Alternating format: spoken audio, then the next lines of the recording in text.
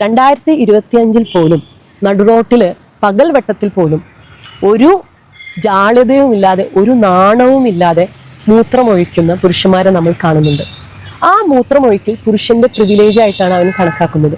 അതുപോലെ തന്നെയാണ് സ്ത്രീയുടെ ശരീരം സ്ത്രീയെ ആക്രമിക്കുക എന്നൊക്കെ പറയുന്നത് ഞങ്ങളുടെ പ്രിവിലേജ് ആയിട്ടാണ് ഓരോ പുരുഷനും കണക്കാക്കുന്നത് അല്ലെങ്കിൽ മനസ്സിലാക്കുന്നത്. അത്തരത്തിലുള്ള ഒരു വിദ്യാഭ്യാസമാണ് പല സോഷ്യൽ മീഡിയ അല്ലെങ്കിൽ സിനിമ പോലും നമ്മളെ പഠിപ്പിക്കുന്നത്.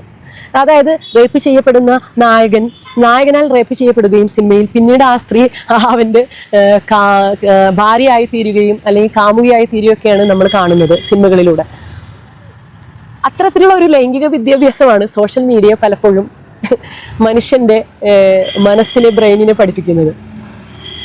അപ്പം എനിക്ക് പറയാനുള്ളത്, എന്തിനും ഒരു കുഞ്ഞു പോലും എന്തിനൊരു ചെറിയ പയ്യൻ പോലും ഒരു സ്ത്രീനെ കണ്ടു കഴിഞ്ഞ് കഴിഞ്ഞാൽ ചൂളമടിക്കുന്നു, കണ്ണിറുക്കുന്നു. ഈ അവകാശമല്ല, ഈ പ്രിവിലേജ് എല്ലാം ആരാണ് കൊടുക്കുന്നത്? യഥാർത്ഥത്തിൽ നമ്മൾ തന്നെയല്ലേ കൊടുക്കുന്നത് ഈ പ്രിവിലേജ്. സ്ത്രീനെ ബലാത്സംഗം ചെയ്യാനുള്ള ഒരു പ്രധാന കാരണമായി ചൂണ്ടിക്കാണിക്കുന്നത് സ്ത്രീയുടെ വസ്ത്രധാരണമാണ്. അങ്ങനെയാണെന്നുണ്ടെങ്കിൽ വെറും 1 മാസം 2 മാസം പ്രായമായിട്ടുള്ള കുഞ്ഞുങ്ങൾ ഇപ്പോഴും സെക്ഷലി അബ്യൂസ് ചെയ്യപ്പെടുന്ന അല്ലെങ്കിൽ റാപ്പിന് ഇരയായി തീരുന്നത് എവിടെ? വസ്ത്രത്തിൻ്റെ ഒരു പ്രശ്നം കൊണ്ടാണോ? എവിടെയാണ് അവർക്ക് വളർന്നിട്ടുള്ള ബ്രസ്റ്റുകളില്ല അവർക്ക്? എനിക്ക് മനസ്സിലാവുന്നില്ല. അവരുടെ ശരീരത്തിൻ്റെ ഏത് ഭാഗമാണ് വളർന്നു വലുതായിട്ട് പുരുഷനെ പ്രലോഭിപ്പിക്കുന്നത് എന്നുള്ള കാര്യം.